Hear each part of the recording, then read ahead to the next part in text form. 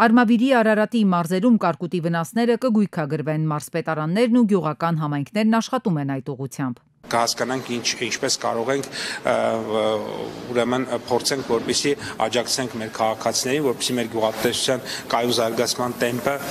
չվնասի։ Հակակարգտային կայանները կրակել են, բայց այնպես չէ, որ դրանց արդյունավետությունը 100%-ի է հասնում։ Շատ ուժեղ անձրևային հոսք է սկզբում եղել, որի արդյունքում խնդրեմ է առաջացել սարքի հետ, եւ սարքը ըստ էության չի աշխատել, 1 թե 2 գյուղում եղել է այդպիսի բան։ Տրանսպորտային միջոցների առքուվաճառքը թվային հարթակներում իրականացնելու դեպքում քաղաքացիները հնարավորություն կունենան մեքենայի հաշվառման համարանիշը ստանալ նաև փոստային առաքմամբ, եթե առաջին անգամ է գրանցումը տեղի ունենում։ Սա եւս հավելյալ ծառայություն է մեր քաղաքացիների համար, եթե քաղաքացիները ցանկություն չունեն այս ծառայությունից օգտվելու, ստանդարտ ձևաչափով ֆիզիկական այցելությունը հաշվառման քննական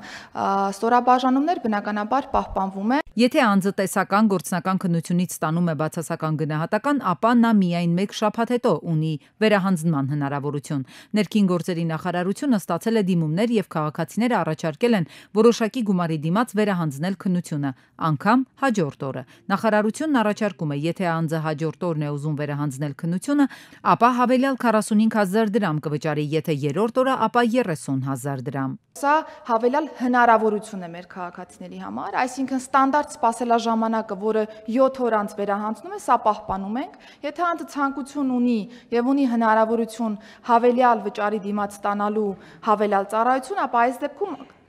թողնում ենք այս իրավական հնարավորությունը։ Հայաստանի Հանրապետությունում վարորդը բացի պլաստիկ տարբերակից կարող է ունենալ նաև թվային վկայական։ Պլաստիկ քարտ չունենալը տուգանք չի տանի։ Օրենսդրական այս կանոններն ուժի մեջ կմտնեն 2025-ի սեպտեմբերի 1-ից։ Ես կարող եմ իմ վարորդական իրավունքի վկայականը կոնվերտացնել թվայինի եւ չպահել ինձ մոտ վարորդական իրավունքի վկայական մեքենա վարելիս։ Միանշանակ, պարոն Գրիգորյան,